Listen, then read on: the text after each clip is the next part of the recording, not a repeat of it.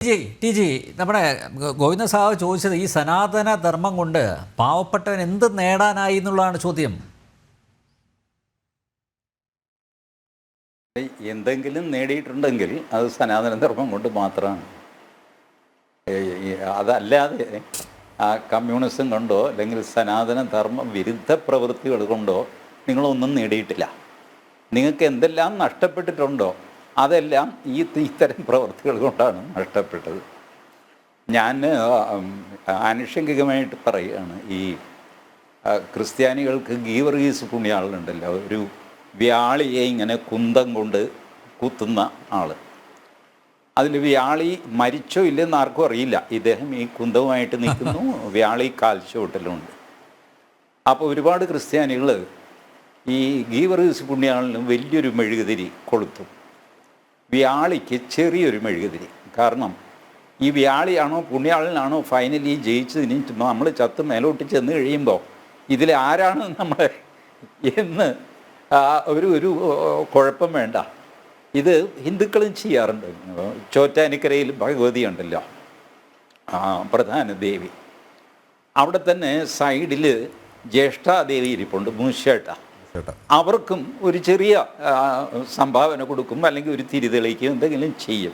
കാരണം ഉപദ്രവിക്കാതിരിക്കാനായിട്ട്.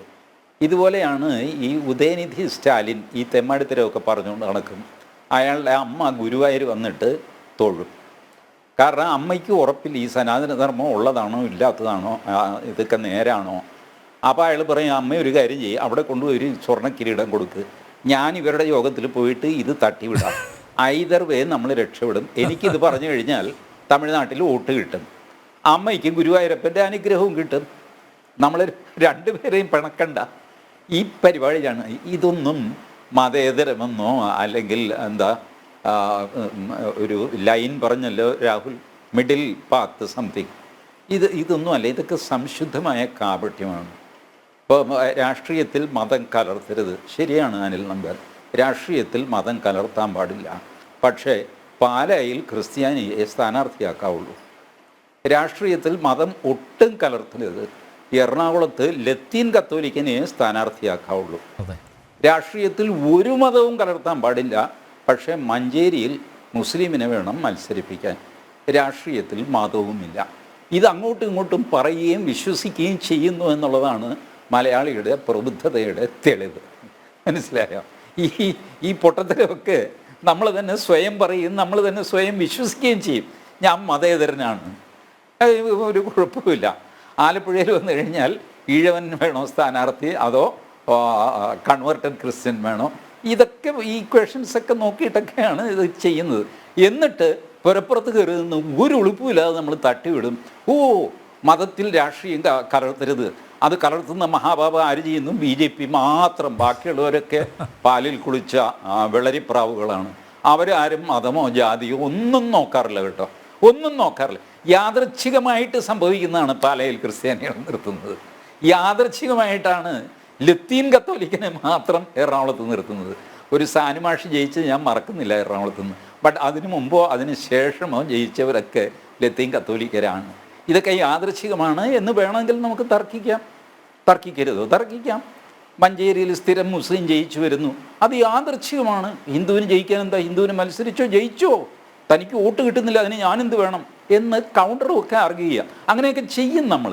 കേരളത്തിലെ പ്രബുദ്ധരായ ജനതയുടെ ഒരു അവസ്ഥ ഇപ്പം അങ്ങനെയാണ്. Every nonsense can be sold to our population. Every nonsense. അതാണ് ഇപ്പോൾ പിണറായി വിജയൻ വിൽപ്പനയ്ക്ക് വെച്ചിരിക്കുന്നത്. അതും സബ്സ്ക്രൈബ് ചെയ്യാൻ ആളുണ്ടാവും. സനാതനധർമ്മം ഡെങ്കു ആണെന്ന് അപ്പുറത്ത് പറഞ്ഞല്ലോ, അതിൻ്റെ കോപ്പി അടിക്കാൻ ഈ ഒന്നുമില്ലെങ്കിൽ ഉദയനിധി സ്റ്റാലിൻ ഒരു ചെറുപ്പക്കാരനല്ലേ, ആ ചെറുപ്പക്കാരൻ്റെ കോപ്പി അടിക്കേണ്ട ഒറിജിനൽ സാധനം EV രാമസ്വാമി നായരുടെ ഇരിപ്പുണ്ടല്ലോ, അത് കോപ്പി അടിക്കാമായിരുന്നല്ലോ. ഈ ചെറുക്കൻ്റെ വാക്കുകൾ കോപ്പി അടിക്കേണ്ട കാര്യം ഉണ്ടായിരുന്നില്ല. ബട്ട് ആ രീതിയിലാണ് രാഷ്ട്രീയം. ഞാൻ പറഞ്ഞതിൽ ഡോക്ടർ GB ഹരി പരിഭവിക്കേണ്ട കാര്യമില്ല. ബേസിക്കലി ഞാൻ പറയുന്നത്, സാമുദായിക സംഘടനകൾ രാഷ്ട്രീയക്കാരെ ഇതുപോലത്തെ ചടങ്ങുകൾക്ക് വിളിച്ചാൽ രാഷ്ട്രീയക്കാർ ആ അവസരം ഉപയോഗിക്കും. നിങ്ങൾ ആഗ്രഹിച്ചാൽ ഇല്ലെങ്കിലും അവർ ഉപയോഗിക്കും. This is applicable to every political party.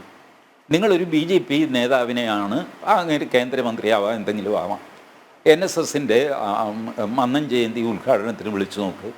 He will see it as an opportunity to play his politics.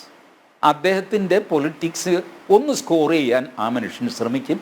Because he is a politician and he more so is an Indian politician. ഇത് ഇവരുടെ സ്വഭാവമാണ്. ഞാനതുകൊണ്ടാണ് NSS, SNDP, Sivagiri മഠം ഇവരുടെയൊക്കെ ചടങ്ങിൽ മറ്റ് ആധ്യാത്മിക തേജസ്സുകളെ വിളിക്കണം എന്ന് അഭിപ്രായപ്പെട്ടത്. രാഷ്ട്രീയക്കാരെ വിളിച്ചാൽ അവരുടെ ഒരു ബെനിഫിറ്റിന് വേണ്ടിയിട്ട് അവരെന്തെങ്കിലും ചെയ്യാതിരിക്കില്ല. എപ്പോഴൊക്കെ രാഷ്ട്രീയക്കാരെ വിളിച്ചിട്ടുണ്ടോ അപ്പോഴെല്ലാം വിവാദങ്ങളും ഉണ്ടായിട്ടുണ്ട്. ഈ വിവാദങ്ങൾ കൊണ്ട് ശിവഗിരി മഠത്തിനോ SNDPക്കോ NSSനോ ഗുണമാണോ ദോഷമാണോ ഉണ്ടായിട്ടുള്ളത്? അവർ തന്നെ പരിശോധിച്ച് നോക്കട്ടെ. The more you enter into politics you will forget social duty. അതാണ് ഞാൻ ഒരു ഉദാഹരണമായിട്ട് കുറ്റപ്പെടുത്തി പറഞ്ഞതല്ല, ഉദാഹരണമായിട്ട് പറഞ്ഞത്. എന്തുകൊണ്ട് NSSന് കേരളത്തിലൊരു മെഡിക്കൽ കോളേജ് ഇല്ല? ഐ തിങ്ക് NSS കൂടുതൽ പൊളിറ്റിക്സിൽ ശ്രദ്ധിച്ചു, സാമുദായിക കാര്യങ്ങളിൽ ശ്രദ്ധ കുറഞ്ഞു. അത് അവഗണിച്ചു എന്നല്ല ഞാൻ പറയുന്നത്, ശ്രദ്ധ കുറഞ്ഞു എന്നാണ് എൻ്റെ നിരീക്ഷണം. ഇത് തെറ്റാണെങ്കിൽ ഞാൻ എൻ്റെ നിരീക്ഷണം തെറ്റാണ് എന്ന് പറയാം. ബട്ട് ഒരു സൊസൈറ്റി എന്നുള്ള നിലയ്ക്ക് SNDP ആണെങ്കിലും NSS ആണെങ്കിലും അവരുടെ സൊസൈറ്റിയോടുള്ള കമ്മിറ്റ്മെൻറ്റിനേക്കാൾ കൂടുതൽ, ഒരല്പം കൂടുതലെങ്കിലും രാഷ്ട്രീയത്തിൽ ഇടപെടലുകൾ നടത്തുന്നു. എന്നാൽ അത് സാർത്ഥകമായിട്ട് നടക്കുന്നില്ല. അതുകൊണ്ടാണ് ഞാൻ പച്ച രാഷ്ട്രീയത്തിൽ പണ്ട് ഇവരിടപെട്ട കാര്യം പറഞ്ഞത്. NDPയും SRPയും അത് ക്ലച്ച് പിടിച്ചില്ല. എന്തുകൊണ്ടാണ്? കാരണം NSSലെ ആ നായർ സമുദായാംഗങ്ങൾ മുഴുവൻ ഒരു രാഷ്ട്രീയ ചിന്താഗതി ഉള്ളവരല്ല. SNDPയിലും അങ്ങനെയല്ല. ശിവഗിരി മഠത്തിലെ സന്യാസിമാർക്ക് പോലും ഉള്ളിൽ അവർ വോട്ട് ചെയ്യുമ്പോൾ അവർക്കൊരു രാഷ്ട്രീയം ഉണ്ടാവുമല്ലോ. ഇതെല്ലാം തുല്യമാകണമെന്നില്ല. ഇപ്പോൾ രാഷ്ട്രീയ മുക്തമായിട്ടുള്ള ഒരു ഏരിയയിലുള്ളവർ രാഷ്ട്രീയത്തിലേക്ക് വരാതിരിക്കുക, രാഷ്ട്രീയക്കാരെ അങ്ങോട്ടും വിളിക്കാതിരിക്കുക, സൗഹൃദം പുലർത്തുന്നതുകൊണ്ട് കുഴപ്പമില്ല. ഏത് രാഷ്ട്രീയക്കാരനെ വിളിച്ചാലും നമുക്കതിനൊരു ന്യായം ഉണ്ടാകും. അദ്ദേഹം മുഖ്യമന്ത്രിയാണ്, അദ്ദേഹം പണ്ഡിതനാണ്, നല്ല പ്രാസംഗികനാണ്. നല്ല പ്രാസംഗികൻ എന്നുള്ള നിലയിലാണ് അദ്ദേഹത്തെ വിളിച്ചത്, രാഷ്ട്രീയക്കാരനായതുകൊണ്ടല്ല എന്നൊക്കെ പറഞ്ഞിട്ട് രാഷ്ട്രീയത്തെ നമുക്ക് മറ്റ് കാര്യങ്ങൾ വെച്ച് ക്യാൻസൽ ചെയ്യാൻ ശ്രമിക്കാം. But then politician is a politician and always a politician. He will score a political point and you will be helplessly watching. നിങ്ങൾക്കൊന്നും ചെയ്യാൻ പറ്റില്ല. ഇപ്പോൾ മുഖ്യമന്ത്രി പറഞ്ഞു, സച്ചിദാനന്ദ സ്വാമി അതേ വേദിയിൽ വെച്ച് മറുപടി പറയണമായിരുന്നു എന്ന് അനിൽ പറഞ്ഞില്ലേ? പറയാനൊരു ചാൻസ് ഉണ്ടായിരുന്നില്ല. കാരണം സച്ചിദാനന്ദ സ്വാമിയുടെ പ്രസംഗത്തിന് ശേഷമാണ് മുഖ്യമന്ത്രിയുടെ പ്രസംഗം. അവിടെ മുഖ്യമന്ത്രി അവിടെ ഇരിക്കെ ഞാൻ എൻ്റെ മറുപടി കേട്ടിട്ട് പോയാൽ മതി എന്ന് അദ്ദേഹത്തിന് പറയാൻ പറ്റുമോ? പറ്റില്ല. സച്ചിദാനന്ദ സ്വാമി, എനിക്കറിയാം, ഞാൻ പങ്കെടുത്ത ഒരു യോഗത്തിൽ ആലുവ ആശ്രമത്തിലെ സെമിനാറിലായിരുന്നു. സച്ചിദാനന്ദ സ്വാമി കൃതജ്ഞത പറയാനായിട്ടാണ് വന്നത്. അദ്ദേഹം പറഞ്ഞു, മോഹൻദാസിന് പറഞ്ഞതിനോട് ചിലതൊക്കെ എനിക്ക് കൂട്ടിച്ചേർക്കണമെന്നുണ്ട്, പക്ഷെ സമയമില്ല. അപ്പോൾ സദസ്സും ഞാനും അടക്കം പറഞ്ഞു, ഇല്ല സമയം സ്വാമി എടുത്തോളൂ പറഞ്ഞോളൂ. ബട്ട് ദാറ്റ് വാസ് നോട്ട് ഈ പറഞ്ഞ പോലെ ഈ ശിവഗിരി തീർത്ഥാടനത്തിൻ്റെ ഉദ്ഘാടനമോ അങ്ങനെയൊന്നും ആയിരുന്നില്ല.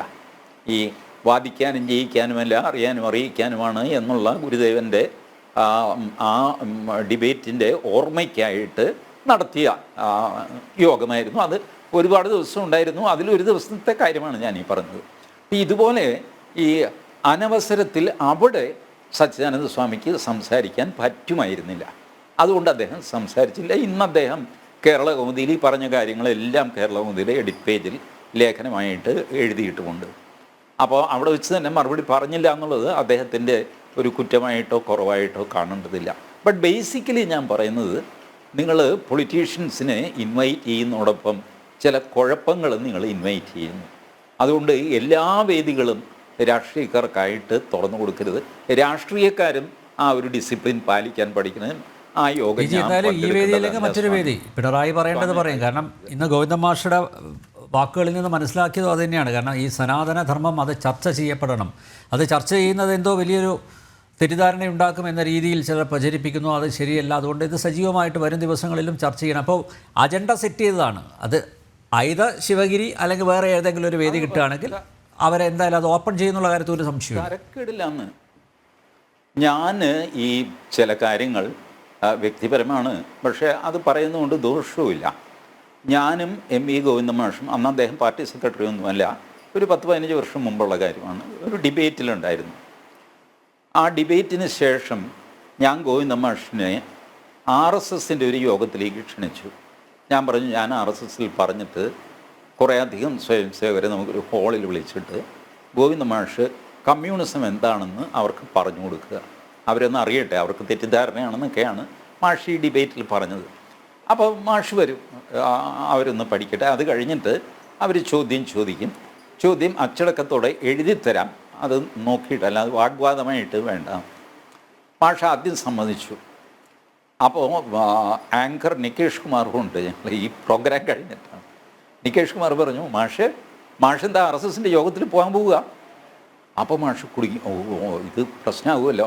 അപ്പോൾ മാഷ് പറഞ്ഞു, ഒരു കാര്യം ചെയ്യും, ഒരു കോമൺ സെമിനാറായിട്ട് വെച്ചോ, RSS പ്രോഗ്രാമായിട്ട് വെച്ചല്ല ശരിയാകും. ഞാൻ പറഞ്ഞു, ശരി, കോമൺ സെമിനാറായിട്ട് വയ്ക്കാം.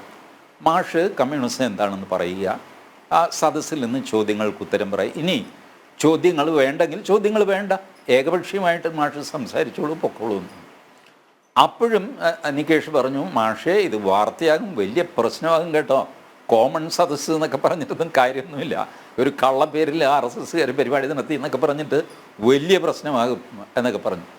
ഫൈനലി മാഷ് പറഞ്ഞു, ഞാൻ പിന്നെ അറിയിക്കാമെന്ന് പറഞ്ഞു. ഞാൻ പിന്നെ മാഷിനെ വിളിച്ച് ചോദിച്ചില്ല, എനിക്കറിയാം അദ്ദേഹത്തിന് പങ്കെടുക്കാൻ പറ്റില്ല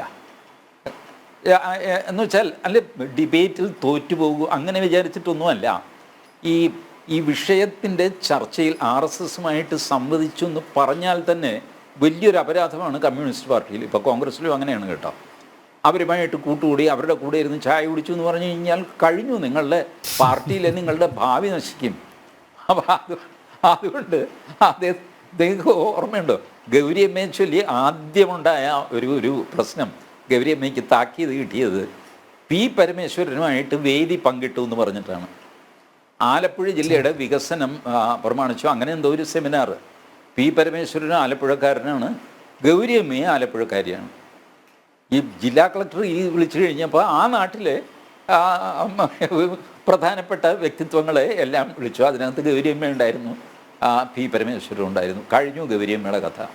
ഗൗരിയമ്മയ്ക്കെതിരെ അച്ചടക്ക നടപടി എടുത്തു, താഴ്ത്തു, എന്തൊക്കെയോ ചെയ്തു. ഇതൊക്കെ ഗൗരിയമ്മയെ പുറത്താക്കുന്നതിനൊക്കെ വളരെ മുമ്പാണ് കേട്ടോ. അപ്പോൾ ഇങ്ങനെയാണ് കേരളത്തിൻ്റെ ബൗദ്ധികമായ അന്തരീക്ഷം. അപ്പോൾ ഈ പറഞ്ഞ ഡിബേറ്റ് ഒന്നും നടക്കുമെന്ന് ഞാൻ വിചാരിക്കുന്നില്ല, ചർച്ചയും നടക്കുമെന്ന് ഞാൻ വിചാരിക്കുന്നില്ല. പക്ഷേ ഗോവിന്ദ മാഷിന് ഇത് ചെയ്യാൻ എളുപ്പ വഴിയുണ്ട്. മുഖ്യമന്ത്രിയോട് പറഞ്ഞിട്ട് നിയമസഭയിൽ ഒരു 2 ദിവസം സനാതന ധർമ്മത്തെപ്പറ്റി ചർച്ച വയ്ക്കുക. അതിനകത്ത് ആകെ എന്താ, സംഘപരിവാർ ആബ്സെൻ്റ് ആയിരിക്കും, അത്രയല്ലേ ഉള്ളൂ.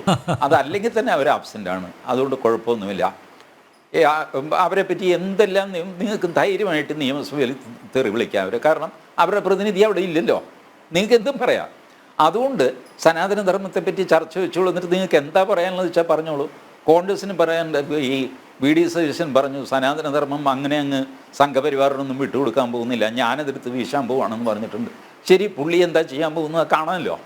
2 ദിവസം സ്പെഷ്യൽ നിയമസഭ കൂടിയിട്ട് ഇത് ചർച്ച ചെയ്യട്ടെ എന്ന്. പക്ഷേ ഈ ചർച്ച ഉണ്ടാവില്ല. ഇതിന് സിമ്പിൾ കാരണം ഇതേ ഉള്ളൂ, ഇവർക്കൊന്നും സനാതനധർമ്മം അറിഞ്ഞുകൂടാന്ന്. നിങ്ങൾ ഈ MV ഗോവിന്ദൻ, പിണറായി വിജയൻ, ആനാവൂർ നാഗപ്പനക്ക് സനാതനധർമ്മം അറിയാമെന്നും പറഞ്ഞിട്ടാണോ? അവരുടെ സ്വന്തം, നേരത്തെ ഹരി പറഞ്ഞില്ലേ, സ്വന്തം തത്വശാസ്ത്രം തന്നെ അവർക്ക് അറിഞ്ഞുകൂടാ. തൊഴിലാളി വർഗ സർവാധിപത്യം എന്താണെന്ന് ഒരു 20 മിനിറ്റ് കൊണ്ട് വിശദീകരിക്കാൻ പറഞ്ഞ് അവർക്ക് അറിഞ്ഞുകൂടാ. ഇപ്പം നടക്കുന്നത് ഈ കാശുണ്ടാക്കുക, വോട്ട് മേടിക്കുക, അങ്ങോട്ട് മറിക്കുക, ഇങ്ങോട്ട് മറിക്കുക, ജാതി മതം അതിട്ട് കളിക്കുക, എങ്ങനെയെങ്കിലും അധികാരം നിലനിർത്തുക, ഇങ്ങനത്തെ ഒരു കലാപരിപാടിയാണ് രാഷ്ട്രീയം ഇപ്പോൾ. അല്ലാതെ എന്ത് ഇത് മഹാത്മാഗാന്ധിയുടെ കാലത്തെ രാഷ്ട്രീയമാണെന്ന് വിചാരിച്ചോ? അങ്ങനെയൊന്നും അല്ല, അതൊക്കെ കഴിഞ്ഞു. ഇപ്പോൾ ആളുകൾ ഇഷ്ടം പോലെ അങ്ങോട്ടും ഇങ്ങോട്ടും കൂറുമാറുന്നു, കാശ് മേടിക്കുന്നു, കൊടുക്കുന്നു, പിടിക്കപ്പെടുന്നു, ഡെപ്പോസിറ്റ് ചെയ്യുന്നു. അത് മറച്ചു വയ്ക്കാനായിട്ട് ഇപ്പോൾ പലരും അഭിപ്രായപ്പെടുന്നത്, കേരള ഫൈനാൻഷ്യൽ കോർപ്പറേഷൻ 100 കോടി രൂപ നഷ്ടം വന്നല്ലോ അംബാനിക്ക് കൊടുത്തിട്ട്. അംബാനിയെ നേരം വെളുത്താൽ 100 തവണ ചീത്ത വിളിക്കുന്ന ആൾക്കാരാണ്. അംബാനിക്ക് കൊണ്ടുപോയി കാശ് കൊടുത്തിട്ട് അവസാനം ഇപ്പോൾ കാശില്ല എന്ന് പറയുന്നു. അപ്പോൾ ഇത്തരം ചർച്ച വരാതിരിക്കാനായിട്ട് സനാതനധർമ്മം ചർച്ച ചെയ്യണം. എന്നാൽ അത് ചെയ്യുമോ? അതും ചെയ്യില്ല, അതിങ്ങനെ പറഞ്ഞുകൊണ്ട് നടക്കുകയുള്ളൂ.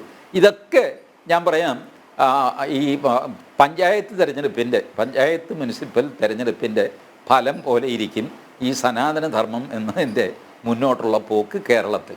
Okay T G.